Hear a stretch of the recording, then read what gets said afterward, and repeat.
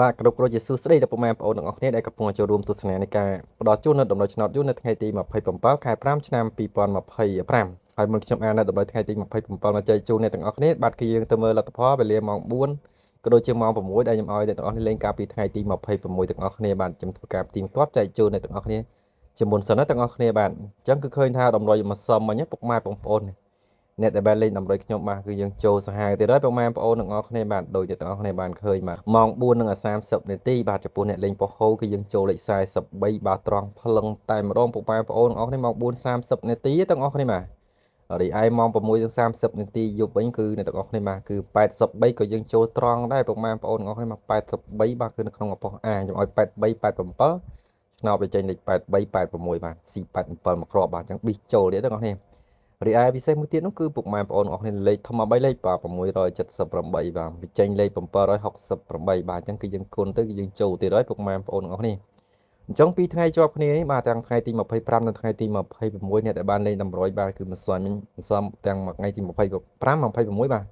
ពីថ្ងៃឌុបនោះបាទចូលសាហាវពុកម៉ែបងប្អូនទាំងអស់គ្នាបាទចង់ជូនពរអ្នកដែលបាន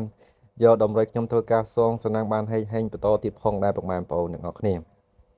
ហើយចំពោះអ្នកក្នុងឆាតខ្ញុំវិញគឺខ្ញុំបើកម៉ោង6យប់បានខ្ញុំឲ្យ83ប៉ុន្តែខ្ញុំឲ្យប៉ុស A បាទអូខ្ញុំឲ្យប៉ុស BCD វាចេញលេខក្នុងប៉ុស A បាទស្ដាយបាទវាចេញខុសប៉ុសទាំងអស់នេះអ្នកលេងក្នុងឆាតខ្ញុំទាំងអស់នេះស្ដាយហើយអ្នកលេងតាមតម្រុយបាទគឺយើងចូលបឹបតែម្ដងពុកម៉ែបងប្អូនបាទអញ្ចឹងសង្ឃឹមថាពុកម៉ែបងប្អូនមកហេងនៅថ្ងៃទី27ទាំងអស់គ្នាផងដែរ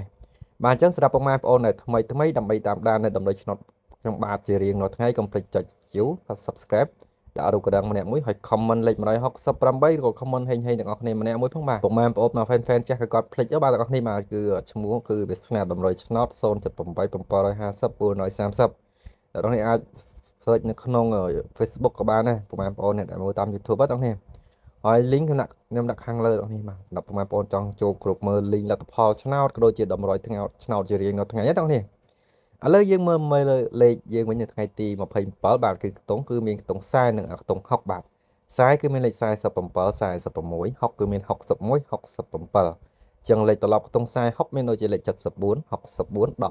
76លេខខ្ញុំពុកម៉ែបងប្អូនទាំងអស់គ្នាបាទអ្នកថ្មីអត់ដឹងពីរបៀបលេងបាទគឺចាក់តែត្រង់និងត្រឡប់ដែលយើងហៅថាផ្ទុយពុកម៉ែបងប្អូនបាទអត់ចាក់រងទេទាំងអស់គ្នាបញ្ជាក់ទាំងអស់គ្នាបាទរីឯលេខធំ13លេខគឺមានចំនួន3គ្រាប់លេខធំទី1គឺ